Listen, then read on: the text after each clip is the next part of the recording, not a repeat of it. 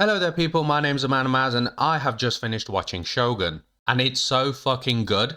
And being a samurai show, you'd expect some awesome fight scenes and great action. But the action isn't really the selling point. If anything, I'd say it's probably something you don't really think about at all. It is very brutal though.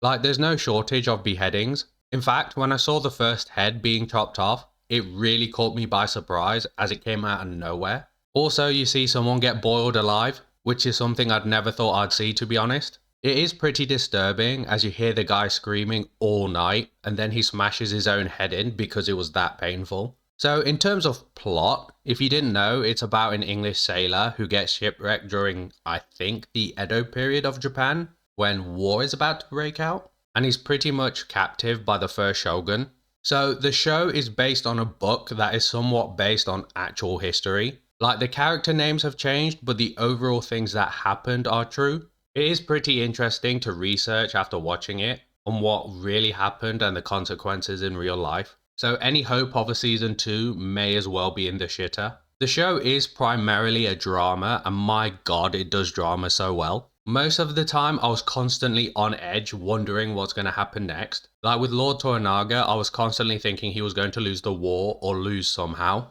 And John Blackthorne, mate, I thought he was going to die at every moment. The actor plays a fish out of water so well. I do think they spoil it a bit though, as they show a flash forward of John as a senile old man back in London at the beginning of the final episode. So it kind of ruined it a tiny bit, but it was nothing major. I'd say the worst part of his character though was the romance angle he had with Mariko. You saw that trope coming from a mile away, and while it was nice seeing the character growth between them, like John understanding and speaking Japanese more as the season went on, the romance wasn't needed, especially since both of them were married, and then there was this jealous angle with Mariko's samurai husband, who is also a piece of shit by the way, as he's a wife beater. So I'd say this is one of the few negatives about the show really. The actor for Lord Toranaga, Hiroyuki Sanada, was just amazing. He just oozed leadership and badassery. Like he didn't really fight, in fact he did a lot of sitting, but every time he spoke, I was almost like listening with respect, if you know what I mean.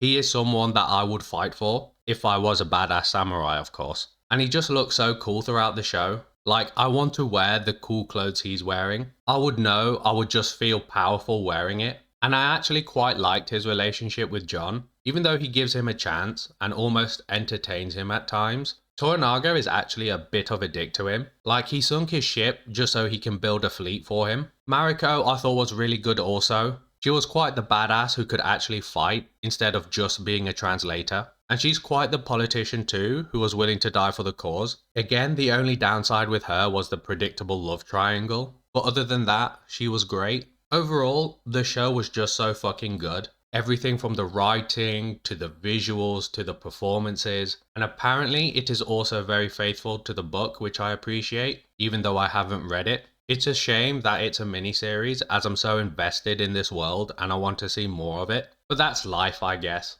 If I had to give it a rating, it would probably be a 9.5 out of 10. Like, I couldn't recommend it more if I tried. You should genuinely check it out as soon as you can. Well, anyway, if you like my review, please leave a like and subscribe. That would greatly be appreciated. And I shall see you next time, and peace.